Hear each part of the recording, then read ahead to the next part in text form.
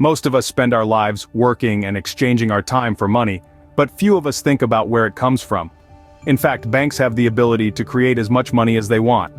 And this happens as follows. When someone applies for a loan, let's say a mortgage for a house, the bank doesn't go into a vault and take out stacks of bills. Instead, they simply adjust some figures and voila, the loan amount magically appears in the borrower's account. That's right, the money didn't exist before. It was created at the moment the loan was approved. Similarly, when governments apply for loans from central banks, they give them money created out of thin air, backed by government bonds. It is important to understand this because while we work to earn more money, banks print more money, which leads to inflation, which makes our savings lose value. It's a harsh reality, and we're going to share its darkest secrets with you in today's video because understanding it is the first step to taking control of your financial future and changing the way you think about the nature of money forever. And before we continue, please subscribe to our channel and turn on the notification bell to get even more untold truths about money and valuable tips on how to achieve financial freedom.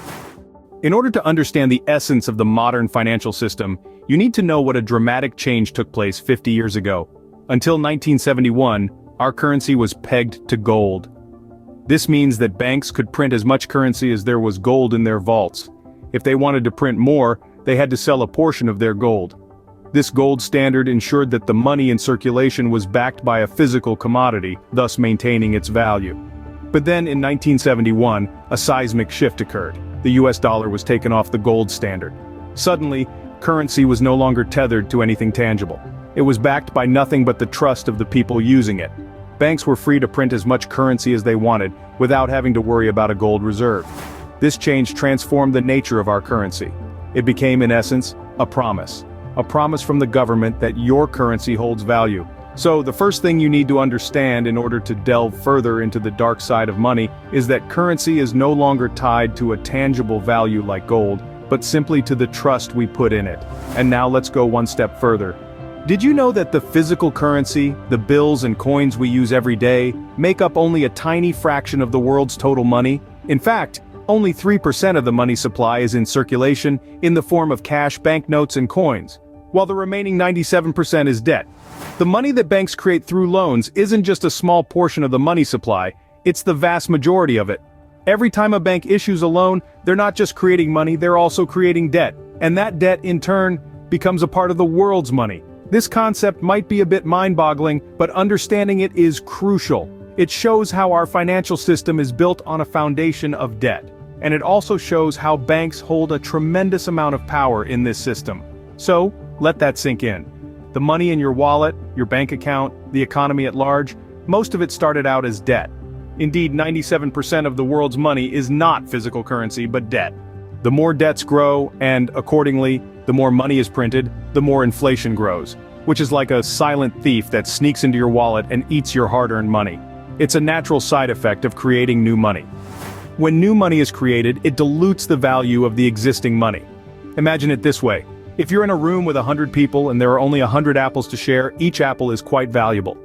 But if suddenly, 200 more apples are thrown into the room, the value of each apple decreases. That's inflation in a nutshell. Now let's bring this concept back to your savings.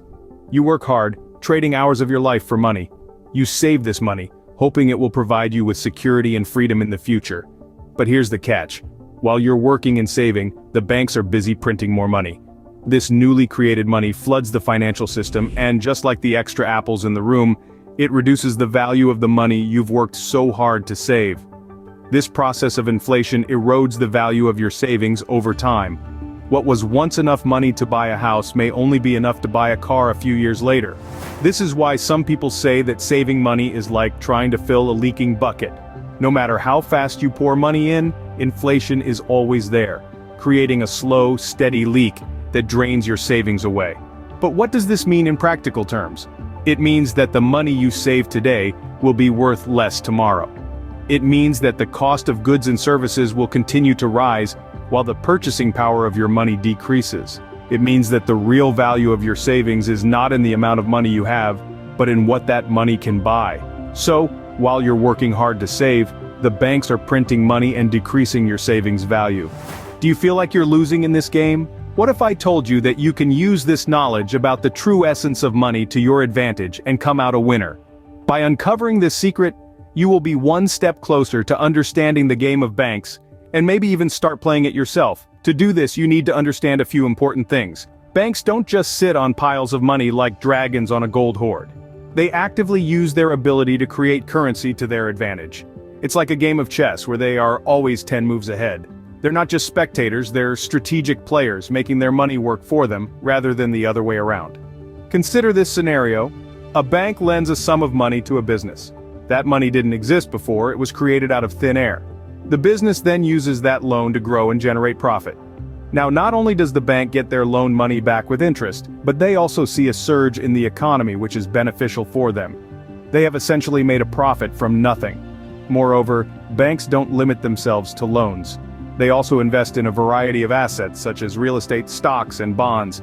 Each of these investments has the potential to generate returns, further enhancing their wealth. They're not just making money, they're multiplying it. Banks also profit from the interest they charge on loans. Every dollar they lend out comes back with friends. This interest is another way banks make their money work for them, and it's a game they've been winning for decades.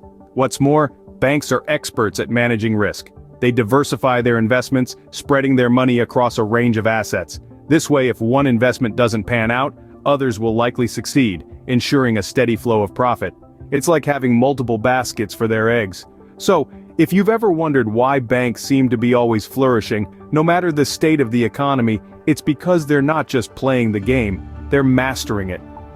Banks don't just store money, they actively use it to generate more. So, how can you play this game to your advantage? Well, the answer lies in understanding the rules and strategies of the game. The banking industry, like any other, operates on a set of principles, and understanding these principles is the first step towards playing the game to your advantage. Firstly, it's essential to appreciate the power of assets. Instead of letting your hard-earned money sit idle in a savings account, consider investing in assets that can provide a return over time. However, investing can be risky, and it's crucial to do your homework. You need to understand what you're investing in and the potential risks involved. This is where financial education comes into play.